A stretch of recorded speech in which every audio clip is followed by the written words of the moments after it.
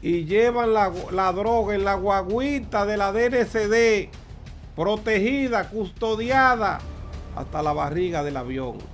¿Usted no lo cree?